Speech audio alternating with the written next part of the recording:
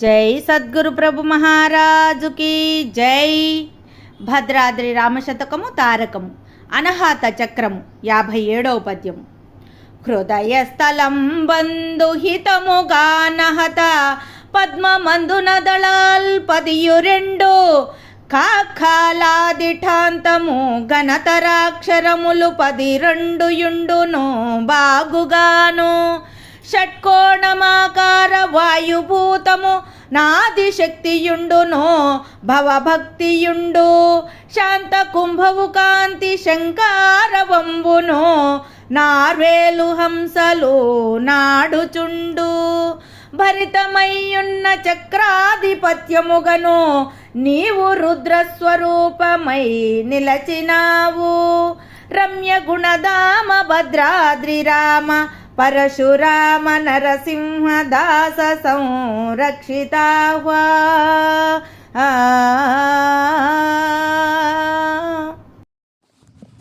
జై నిజ గురుభ్యో నమః.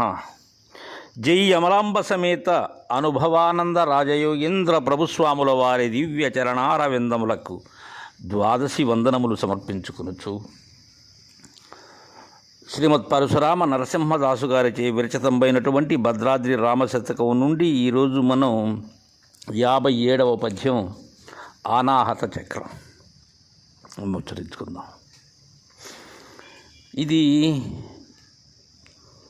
మణిపూరక చక్రము మీద ఉండబడేటువంటిది. నాయన శిష్య, హృదయస్థలం బంధు హితముగానాహత పద్మమందున దళాల్పదియురెండు. అనాహత చక్రం ఎక్కడుంటుంది? హృదయస్థానమందు ఉంటుంది. అక్కడ ఈ అనాహత అంటే ఏంటి? చెక్కు చెదరని అని అర్థం అనాహతము అంటే. ఆ పద్మంలో ఆ హృదయ పద్మమందు 12 దళములతో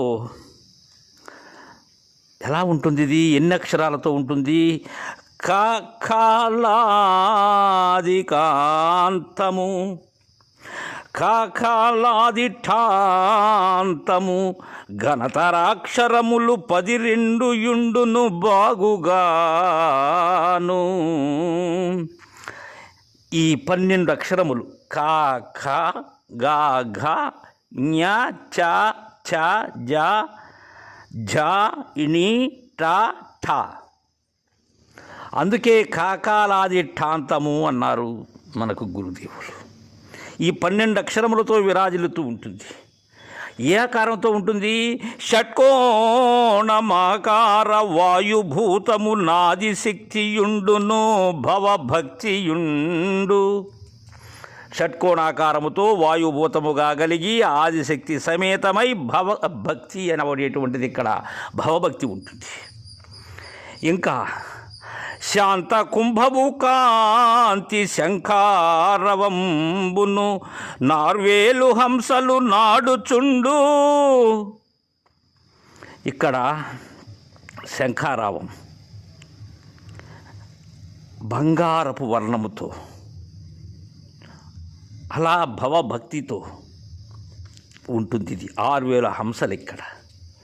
భరితమయ్యున్న చక్రాధిపత్యముగను నీవు రుద్రస్వరూపమై నిలచినావు. రమ్య గుణధామ భద్రాద్రి రామ పరశురామ నరసింహదాస సంరక్షితాహ్వా. ఇది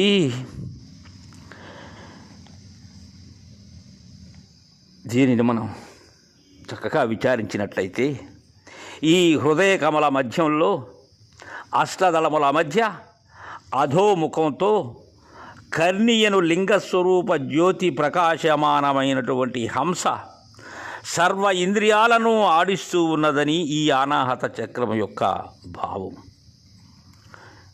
ఇది శిఖార స్థానమున అనాహత చక్రమందు జీవుడు చేరి అచ్చట మహర్లోకవాసుడై ఆదిశక్తి సమేతుడై 12 దళములు మధ్య షట్కోణాకారమును పీఠముపై కూర్చొని శంఖారావము మీటుచు ఎంబీజధారుడై సత్పురుష ముఖుడై వాయుతత్వ నిలయుడై బంగారు వర్ణము గల రుద్రునకు 6000 హంసలు. ఏ సమయంలో? రాత్రి 8 గంటలు మొదలు రాత్రి 2:40 వరకు భవభక్తితో జపం జరుగుతూ ఉంటుంది. అచ్చట నుండి ముందుకు పోవాలి. అయితే దీనిని గురించి విచారించినట్లయితే ఆనాహత చక్రం హృదయం అని పెద్దలు నిశ్చయించారు. అయితే అచ్చట మహర్లోకం ఉన్నదన్నారు. అనగా ఈ బ్రహ్మాండము అనబడేటువంటిది ఉన్నది. మహర్లోకం అంటే బ్రహ్మాండంలో చూస్తే సాధకుడు నీలమేఘ వర్ణము దాటిన తర్వాత సునీల వర్ణం కనిపిస్తుంది. అంటే అచ్చట అచ్చపు చీకటి అనేటువంటి పెను చీకటి ఉంటుంది. అదే మహర్లోకం అనగా మాయకు మూలమైనటువంటి లోకము అని చెప్పారు. అనాహతమునకు అదే మొదటి శక్తి. అనగా గుణం వస్తూ పోతూ రుద్దుకుంటూ ఉన్నటువంటి ఆ రుద్రునకు మొదట శక్తిని చేస్తామని ఒక అర్థం. అయితే ఈ శ్వాస హృదయం వరకు రౌద్రాకారము, ఆ రౌద్రాకారంతో ఇది కనబడుతూ ఉంటుంది. అనగా హృదయం వరకు రౌద్రంగా వస్తుంది. ఆహారమును కూడా హతం చేస్తుంది. అందుకని ఆనాహతము అన్నారు. ఇక చక్రం అంటే గుండెలో ఒక కాయ ఉన్నది, దానినే చక్రం అన్నారు. దాని రంగు సునీల వర్ణంలా ఉంటుంది.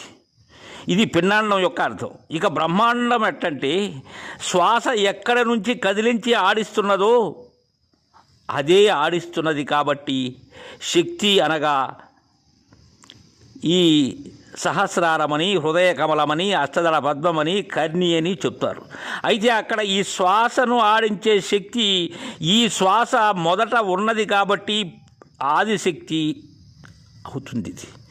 ఈ శ్వాస రుద్రుడు అని, ఈ రెండూ కలిసిమెలిసి ఉన్నవని బ్రహ్మాండార్థం.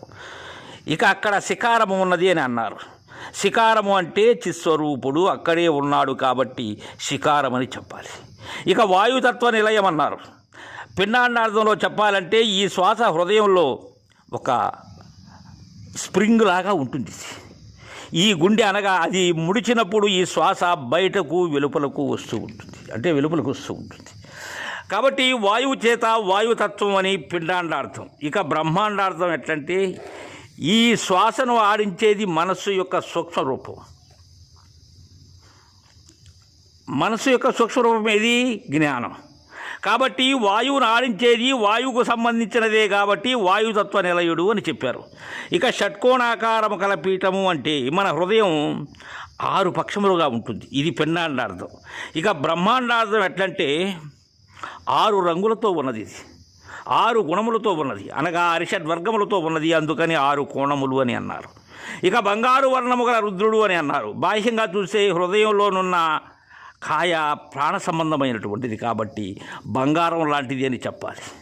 ఇక బ్రహ్మాండంలో హిరణ్మయ వర్ణముతో ఉన్నది, అందుకని బంగారు వర్ణమని చెప్పారు. ఇక ఎంబీజము ఉన్నది అని అన్నారు. ఎంబీజం అంటే ఎదనున్నది, అధిక బలము కలది అని అర్థం. అది ఎలాగంటే వాయువు ఎంత బలమో వాయువును కదిలించేది కూడా ఇంకా బలం కలిగినది అయి ఉండాలి, అలా తీసుకోవాలి. కాబట్టి ఎంబీజమని బాహ్యంగా చెప్పారు. అయితే బ్రహ్మాండములో ఏది వాయువును కదిలించే చిత్ పదార్థము కలదో అదే ఎంబీజం. అయితే అచ్చట సత్పురుష ముఖం అని చెప్పారు. ఎలాగంటే జగత్తును పుట్టించేది చిత్పదార్థం అయినటువంటి మాయ, దానికి ఆధారం ఆనంద స్వరూపమైనటువంటి ఆత్మ, అది మూల ప్రకృతి. అనగా ప్రకృతికి మూలమైనది కాబట్టి మూల ప్రకృతి అన్నారు. ఆది పురుషుని ముఖంలోనే ఉన్నది, అనగా ముందు ఉన్నది కాబట్టి సత్పురుష ముఖం అన్నారు. ఇది బ్రహ్మాండము యొక్క విధానంలో దీని యొక్క భావం. ఇక పిండాండంలో హృదయం నుండి సూక్ష్మమైన నరములు, చర్మము అంతా పాకి ఉన్నాయి, అనగా రక్త ప్రసరణ చేస్తుంది కాబట్టి ఈ నరములకు మూలమైనది కాబట్టి సత్పురుష అనగా శక్తివంతమని, ముఖం అనగా దాని ద్వారా ఈ నరములలో రక్త ప్రసారం జరుగుతుంది కాబట్టి సత్పురుష ముఖం అని చెప్పారు. అక్కడే 12 దళాలు ఉన్నాయి అన్నారు. అంటే హృదయంలోనున్న సూక్ష్మమైన నరములు చర్మమంతా పాకి ఉన్నవి కాబట్టి ఈ చర్మమునకు 12 విధములైన స్పర్శ జ్ఞానము ఎరిగే లక్షణాలు ఉన్నాయి. అవి ఏమంటే శీతలము, ఉష్ణము, మృదువు, కఠినము, కదులుట, చూచుట, జలధరించుట, గద్గరించుట, వణుకుట, పొంగుట, కృంగుట, ముడుచుట. ఈ 12 విధములైనటువంటి స్పర్శ జ్ఞానము చర్మానికి ఉన్నది కాబట్టి ఈ చర్మముకు హృదయంలో 12 దళాలు అన్నారు. అతడనే శంఖారావం అన్నారు. అనగా ఈ శ్వాస హృదయం వరకు అమిత ధ్వనిచే నడుస్తుంది కాబట్టి ఆ ధ్వనిని శంఖారావము అని అన్నారు. ఇది పిండాండార్థం. ఇక బ్రహ్మాండార్థం ఎట్లంటే శంఖ అంటే సందేహం, సందేహమే నీ రూపమైనది, అది రవ్వంత అయి ఉన్నది కాబట్టి శంఖారావమని అన్నారు. ఇది అనాహత చక్రం యొక్క స్థూలమైనటువంటి విచారణ. తరువాయి చక్రాన్ని గురించి రేపు ముచ్చరించుకుందాం. జై గురుదేవా.